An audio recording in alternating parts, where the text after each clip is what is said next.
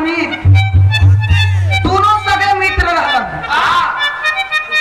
मोहम्मद उस्मान और अब्दुल हमीद दोनों सगे मित्र थे और दोनों जौन बा सन 65 के लड़ाई में कारगिल में शामिल थे। अपने सीमा के रखवाला कर रहे थे बाबूजी। नौजवान साथियों, आज के डेट में वीर कैसे हैं और उस समय में वीर किस तरह थे, बिरहा में गौर करिएगा। दोनों सगे मित्र थे और जैसे कारगिल की लड़ाई छिड़ा उसमें के बाद मास्टर बिरहा में कव्वाली के टुकड़ा लग गई।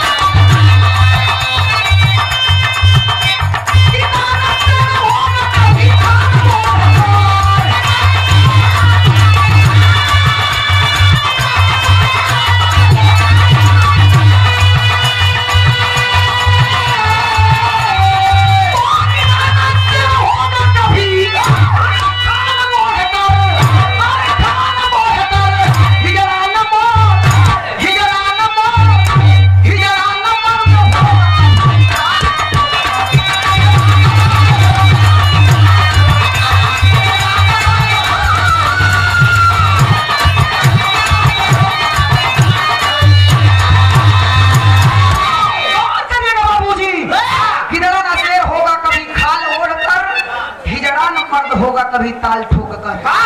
मरद तब मरद होला मर्दे के 121 पानी, एक पानी चल जाए तो 120 पानी बच जाए, लेकिन पानीदार मर्दे के एक पानी रहेला। जैसे गर्दन कटा दी अपने पानी के जाए नहीं दी, अपने मान सम्मान को जाने नहीं देगा। ए बाबू लेकिन देखा जौड़ी सर के लाइन गल मास्टर जाके आजा।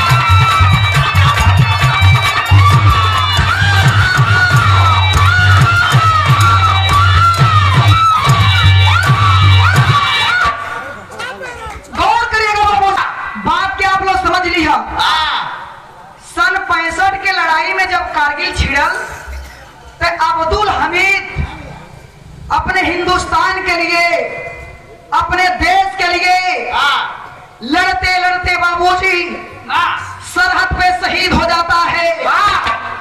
और जब शहीद हो गई पापी कमीना गुरबादी मौका पा करके मोहम्मद उस्मान को पकड़ लेता है और पकड़ने के बाद अपने गिरोह में शामिल कर लेता है। और शामिल करने के बाद एक पेपर में मोटा हेडिंग में निकलवा देता है, छपवा देता है कि मोहम्मद अब्दुल के साथ साथ मोहम्मद उस्मान भी शहीद हो गया। बात के समझिए बाबूजी, मोहम्मद उस्मान के 2 बच्चे रहलन, बीवी का नाम वहीदा, बिटिया के नाम शहनाज और लड़का का नाम सलीम।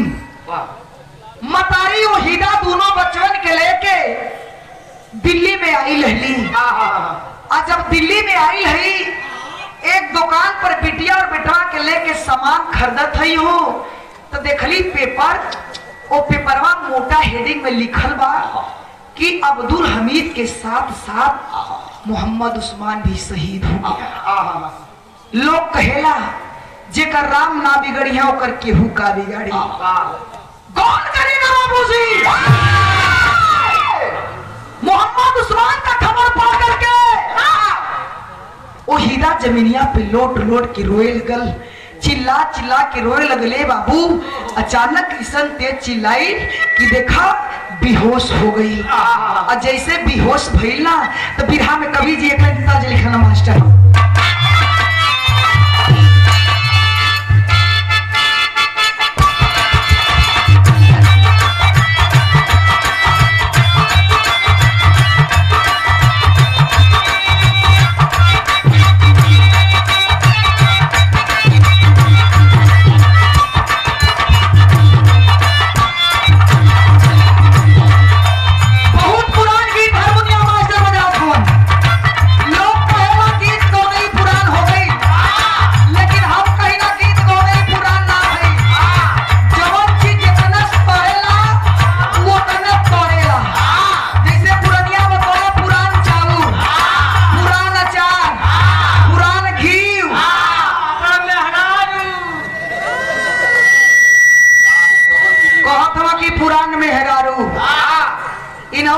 में दम रस बा।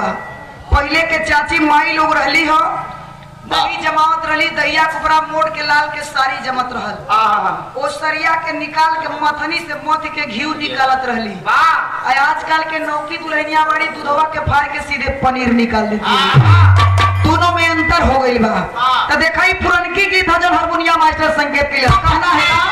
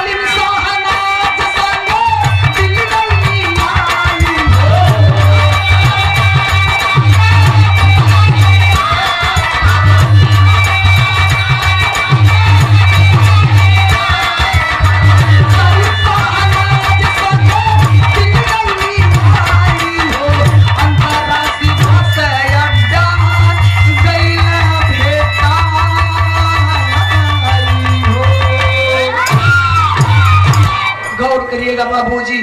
वहीदा अपने पति के वियोग में बेहोश हो जाती है रोते रोते।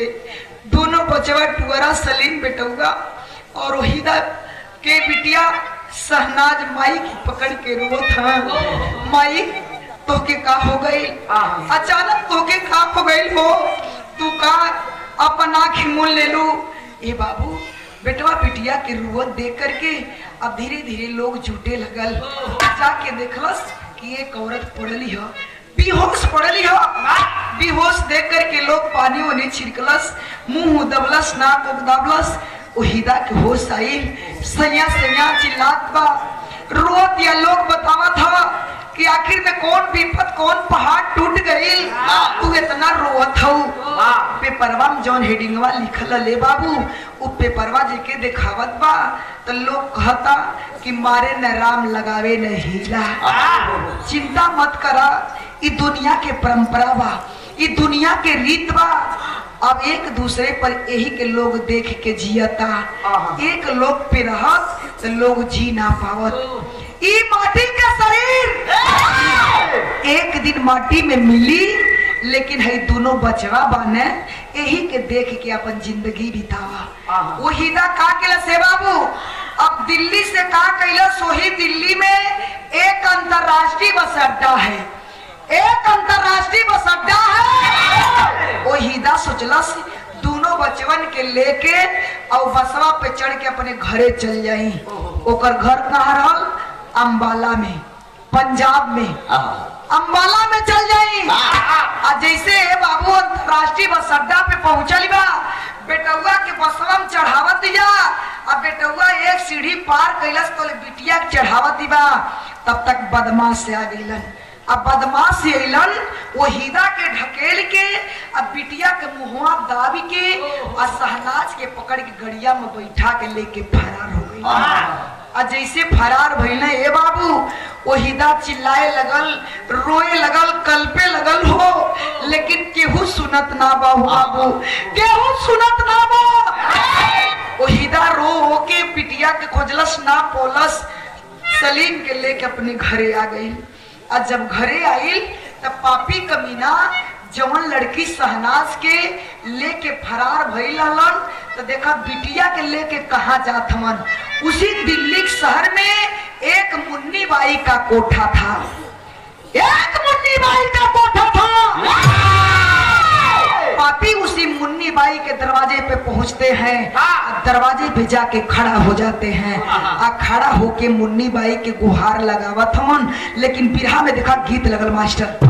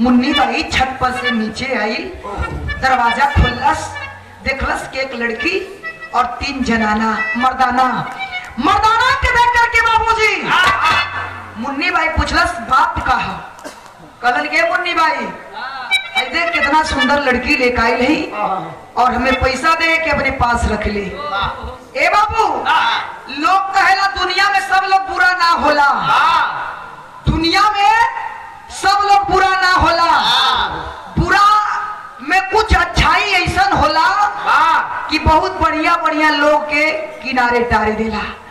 बात के समझिया मुन्नी बाई के नजर ओ जन बाटे, मुन्नी बाई की नजर वो लड़की पे पड़ गई और जब शहनाज बिटिया पे पड़ल तब मुन्नी के नैन और शहनाज के नैन आमने सामने पड़ल, तब मुन्नी के अखिया में आंस ढबरा गई। मुन्नी सोचलस हो ऐसे लगा था हमार कोनो लगाव बा, पहले पूरे जन्म के जन्म बा ऐसे हमसे रिश्ता बाटे, एके जरूर हम खरीदब। मुन्नी बाई पैसा दे के खरीद के ओ सबन के खदेर देती बा और खदेरले के बाद मुन्नी ओई गेटवे पे खड़ा कैले बा लड़की के। सोचला से मुन्नी भाई एके अपने घर में ले चलो, अंदर ले चलो, कोठे के अंदर जब ले जाई तो लोग कही कि अरे कितना है तो मुनिया बाई के ना चेली नहीं हो, मुनिया बाई के साथे ही रहे ले जिए ले खाले। मुन्नी बाई सोचला से के घरवा में ना रख के कोठवा पे ना रख के एक बढ़िया स्कूले में दाखिला करवा दे, एडमिशन करवा दे, पढ़ लिख के कोनो अधिकारी हो जाई। मुन्नी बाई ले जाकर के बढ़िया स्कूल में एडमिशन करा देती है और शहनाज पढ़ने लिखने लगती है। पढ़ लिख करके धीरे धीरे बाबूजी 19 बरस का हो जाती है। जब 19 बरस की हो गई तो ये बाबू देखा धीरे धीरे जब शहनाज होशियार हो गई तो अपने मनवा में सोचलस कि ए बाबू मुनिया बाई हमके पढ़ोले लिखोले बा, मुनिया बाई हमके संस्कार त ना दिलस, माई बाबू के छाया तो छूटी गई। पढ़ लिख के कहियो ना कहियो मुन्नी बाई के कोठवा पर तो हमके जहई के बा। सोचलस काहे ना मुन्नी बाई के कोठवा पे गईला से पहले ई देशवा छोड़ के कहीं चल जाई, ई नगरिया छोड़ के कहीं चल जाई। पढ़ लिख के ए बाबू नर्स डिग्री पाके अब का कैलस वो हॉस्टल छोड़ देलस। हॉस्टल छोड़ के कहाँ चल गई? कश्मीर जिला में। कश्मीर जिला में एक डोडा जिला है, उसी डोडा जिला में एक अस्पताल है, उसी अस्पताल में जाकर के शहनाज नर्स बन जाती है। और जब नर्स बन गई अपन नौकरी करे लगल, जीवन के बिताए लगल ले बाबू, तो देखा यही से कहानी मोड़ ले बा। वहीदा का केलस अपने बेटवा सलीम के लेके घरे आई। अब घरे आई बा तो रोत या मनवा में सोचत या कि पति के प्यार त पति के साथ त हमरे ऊपर से छूटी गई, बिटिया जब बिटिया रानी रलो हुई को साथ छूट गई। आई जन बेटौआ बा ये पुत बा ये भतार बा, यह सब कुछ बा। जैसे हमार पति देश के नौजवान रहल, देश के रक्षक रहल, तो काहे न बेटौआ के बढ़िया से बढ़िया स्कूल में लिखवा के एडमिशन करवा दी, बढ़िया से पढ़ लिख ले, तो इहो देश के रक्षक ना होई तो कम से कम कोनो अधिकारी तो जरूर बन जाई। समाज दोनों अस्पताल में जो काम कर रही है वही ना अपने बेटा सलीम को नाम एडमिशन करवा देती है और बेटवा पढ़ लिख के बाबू का बन गई एसपी। देखिए लोग कहला नसीबे सब करावेला और नसीबे सब बिगाड़ेला, नसीबे सब बनावेला नसीबे सब बिगाड़ेला। देखा जे खैले के एक रोटी के मुहाल रहेला उ राजा से रंक हो जाला, अजे के कुछ नहीं रहला उ रंक से राजा हो जाला। तो देखा बाबू जब लड़का सलीम पढ़ लिख के एसपी बन के और वर्दिया चढ़ा के अपने माई के समनवा आइल बा तो बिरहा में एकलन गीत लगल मास्टर हो जाके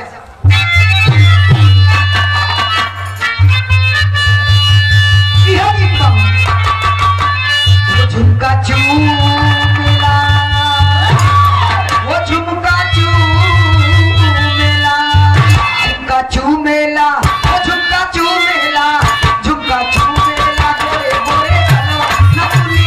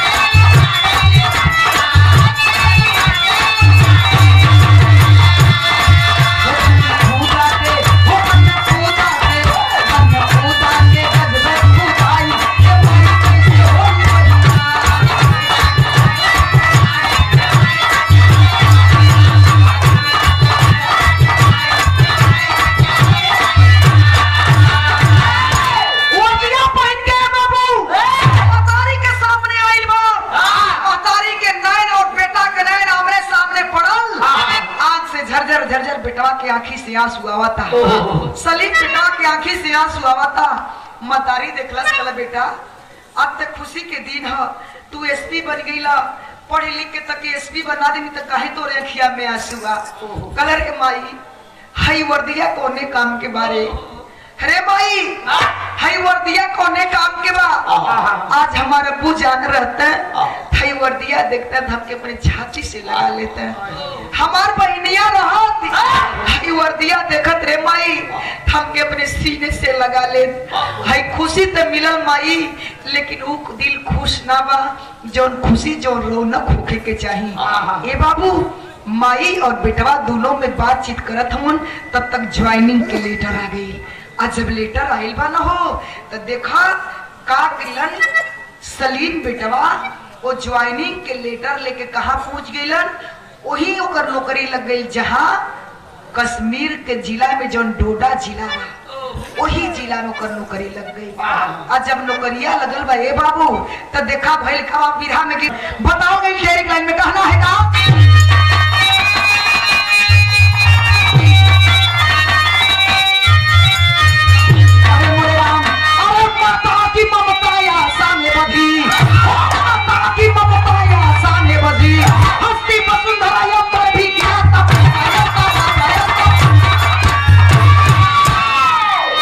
उग्रवादी दस्ता के संग, अरे उग्रवादी दस्ता के संग कश्मीर सिपाही आया है,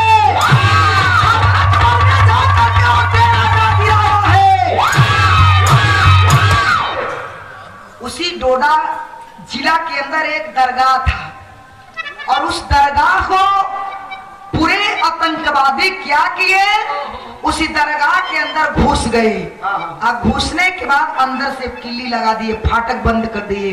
और जैसे ये बाबू फाटक बंद गईलन, पूरे आतंकवादी गोली और बम लेकर के और उस डोडा जिला को उड़ाने वाले थे, नाश करने वाले थे। तब तक बात के समझिए बिरहा के निचोड़ 10 मिनट और केवल आप ध्यान लगावल जाई। गीत लगल मास्टर बिरहा में कहना है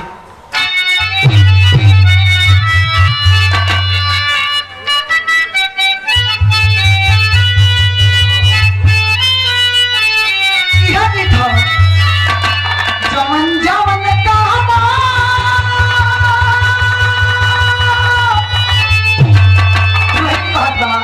जमन जमन का बात सैया माना बाजी जा विदेश राजा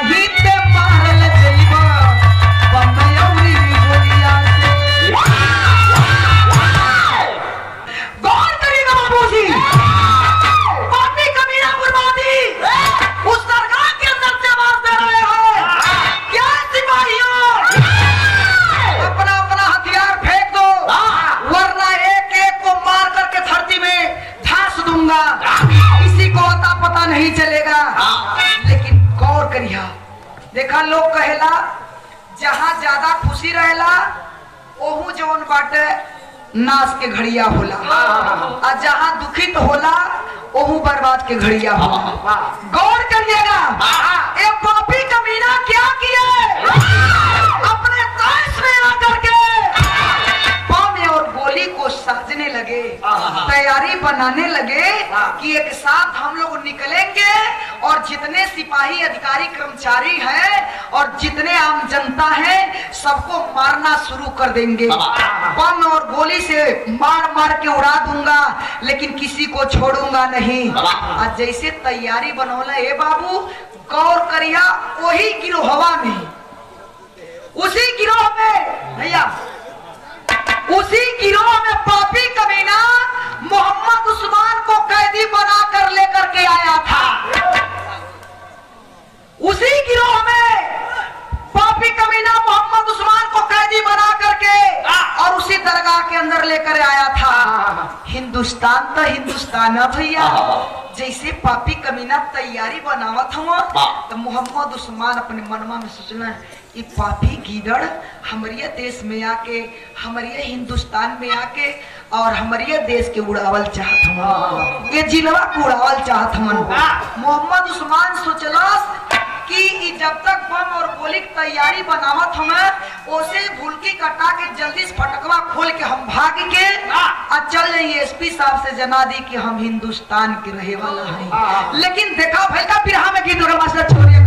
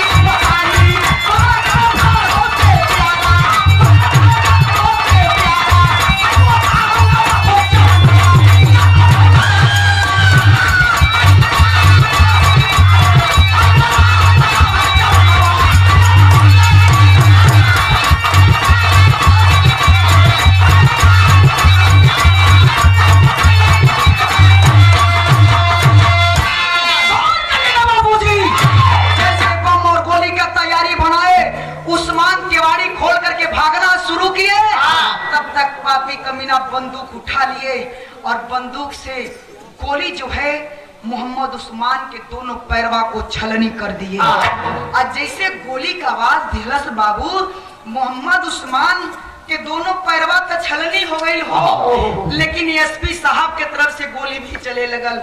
और जैसे चले लगल ये बाबू दोनों तरफ से गोलियां न हो, मोहम्मद उस्मान के पैर काम ना करत रहल, जमीन पे गिर जाता है।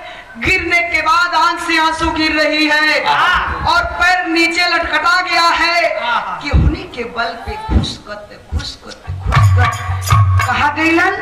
वो दरगाहवा के किनरवा एक झाड़ी रहल, वही झड़िया में जाके मोहम्मद उस्मान छुप गईलन। और जैसे छुपलन न हो तैसे एसपी साहब अपने साथियों को लेकर के बाबूजी गोली से मार मार करके एक एक पापी कमीना आतंकवादी को जो है हिंदुस्तान के जमीन में गाड़ दिया। कौन करेगा बाबूजी? मारने के बाद मोहम्मद उस्मान उसी झाड़ी में छुपा हुआ है। सलीम एसपी साहब सोचलन कि कहीं देख लिया और कोनो पापी कमीना अगलिया बगलिया छुपल त ना बाटे, कोनो पापी कमीना उग्रवादी झड़िया में छुपल त ना है। जैसे एसपी साहब रिवाल्वर लेकर के अगल बगल खोजत हमन ए बाबू, तब तक मोहम्मद उस्मान के नजरिया एसपी पे पड़ गई।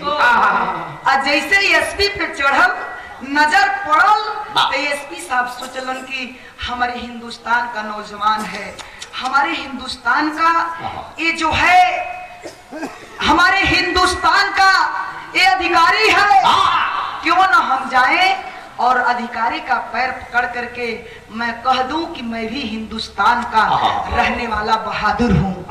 ए बाबू, जैसे केहुनिया पे घुसकत घुसकत घुसकत घुसकत जैसे अगवा बढ़लन और से एसपी साहब आवत हन, यहाँ से उस्मान जात हन, और जैसे उस्मान देखना एसपी साहब एक डेग के दूरी पे बाना, कैसे झड़िया में से छलाक मार के बाबू सूत गईलन, और सूत के जाके एसपी साहब के पैरवा दोनों छाल, और जैसे छलन चौदह रिवाल्वर निकाल करके एसपी साहब मोहम्मद उस्मान के कनपटी पर लगा देता है।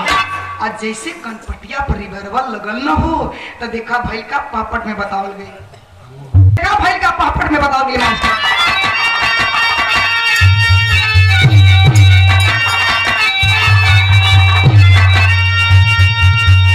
जैसे कनपटी पर रिवाल्वर एसपी साहब ने बोलन, अखिया में आंसू लेके मोहम्मद उस्मान कहत हूं, का कहलन, हम हई हिंद के अरे जवान भाई एसपी साहब हो,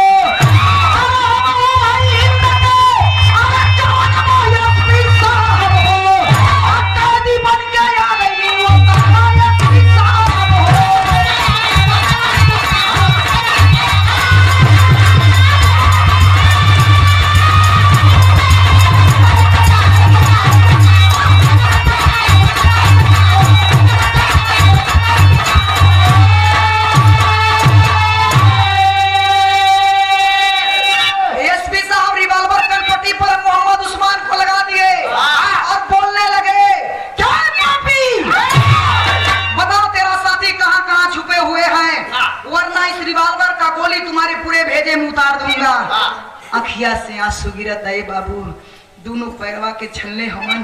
कल एसपी साहब, हम कोनो कैदी ना हैं हो, हम कोनो आतंकवादी ना हैं, हम हिंदुस्तान के रहे वाला हैं।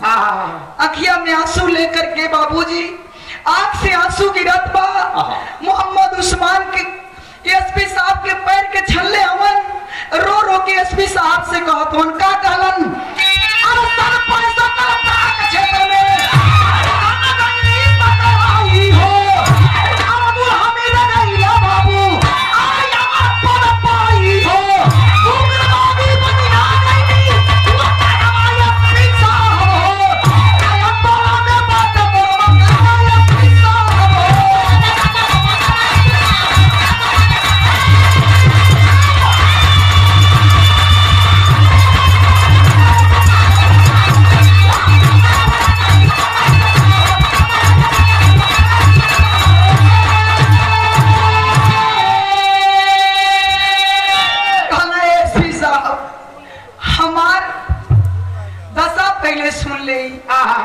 हमारे ऊपर कितना कितना सांसद भइल बा, कितना कष्ट सहले हैं।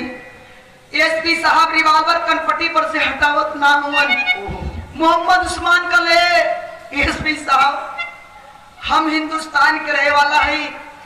सन 65 लद्दाख क्षेत्र में कारगिल की लड़ाई छिड़ल रहल, वही कारगिल की लड़ाई में हम हमारे मित्र जो ने मित्र के नाम अब्दुल हमीद, हमारे मित्र अमर पद पा गए हिंदुस्तान के लिए। हंसते हंसते हिंदुस्तान के गोदी में, भारत माँ के गोदी में शहीद हो गईलन।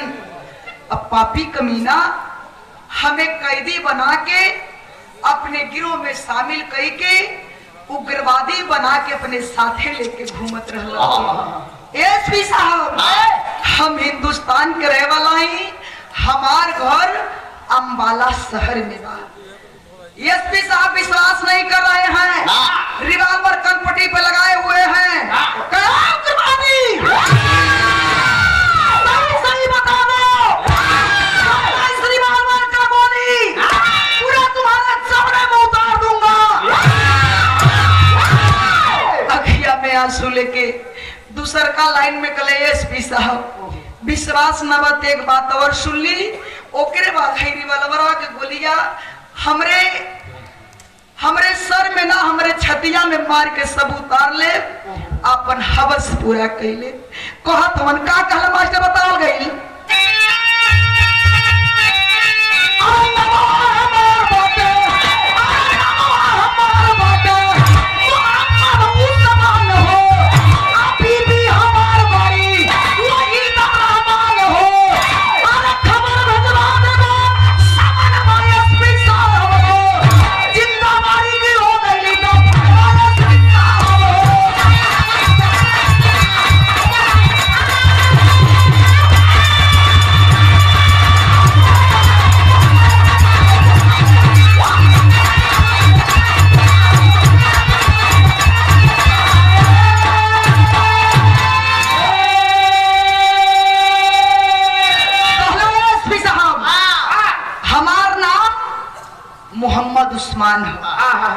हमरे बीबी के नाम वहीदा रहमान हो।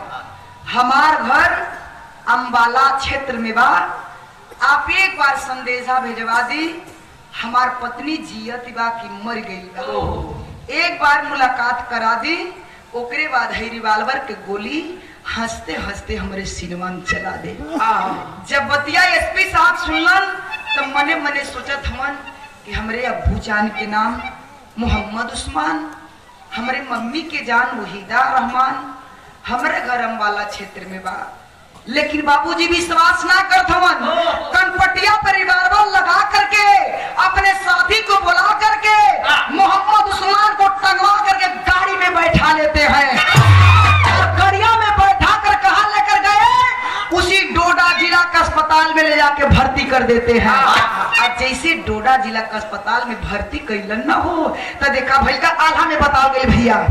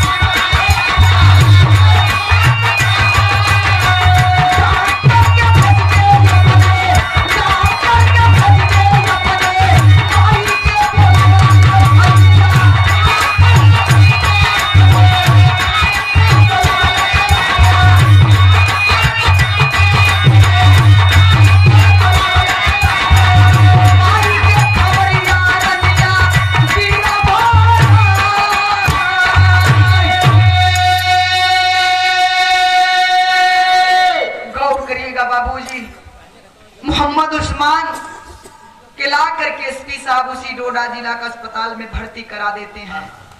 दवा दुआ होने लगती है और समय पा करके एसपी साहब डॉक्टर से टेलीफोन करवा करके अपने माताजी को बुलाते हैं और उनकी माताजी आती हैं और आ करके तुरंत ये बाबू बेड पर अपने सैया के देख के जाके ऊपर भरा के गिर के रोए लगली। कली सैया इतना दिन हमें विसार के कहा रहला। ए बाबू मोहम्मद उस्मान उस बेड पर उड़ के बैठ जाते हैं, अपने पत्नी के गले से लगा के रोत हमन। वो ईदा कलश के सैया यह तुहर लाल हमन जेके पढ़ा लिखा के एसपी बनौनी, आपके पेपर में छपल बात पढ़ली तो हम जल्दी कि हमार दुनिया उजर गई। आंख में आंसू लेकर कोहिदा मोहम्मद उस्मान और सलीम बेटवा रोत हो।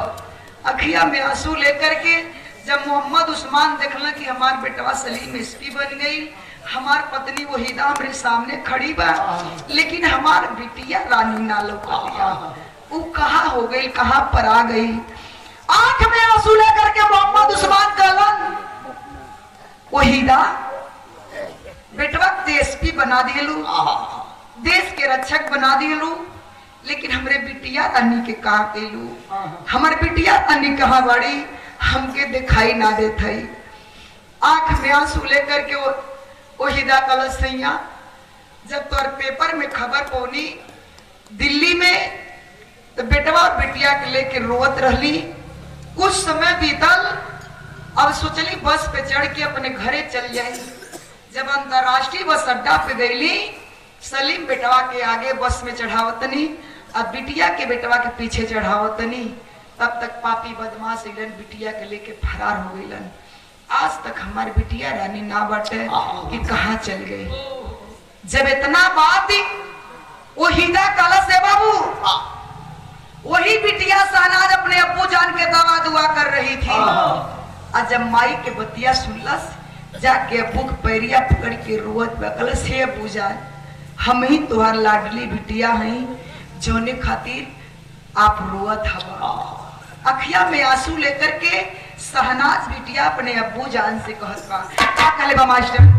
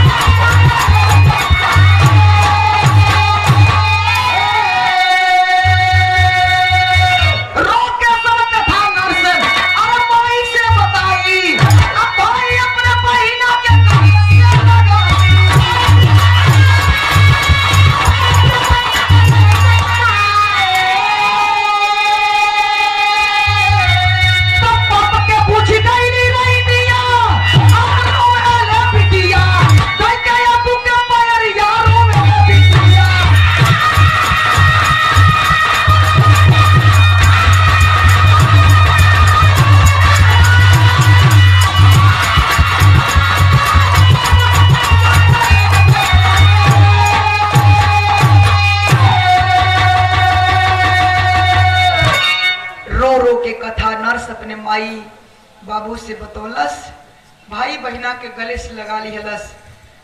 रो के कलश माई, जन्म दे वाला से हकदार जनबा, तू खाली जन्म के हकदार हो, हमार ते पालन पोषण ऊ कैलस।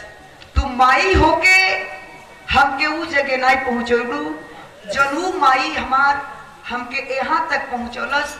वही माई के देन है कि हमसे आपसे सबसे मिलन हो गई।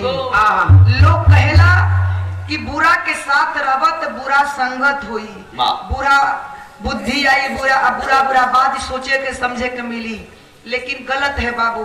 बढ़िया बढ़िया लड़का बढ़िया सोसाइटी में रह के एकदम रद्द हो जाता है, और खराब लड़का खराबे में रह के बढ़िया हो जाता है। बस केवल अपन सोच अलग अलग है। कलश शहनाज माई, उ माई एक बेस्या होके हमके अपने रास्ते पर ना चलोलस, बल्कि अपने से दूर रख के हमके पढ़ा लिखा के हमके नर्स बनौलस। और वही माई के देन है कि हमार बाबूजी, हमार भैया, हमार माई मिल गई। कहानी समाप्त। जो त्रुटि हुई हो कि आप लोग क्षमा करिए। लास्ट में बताओ।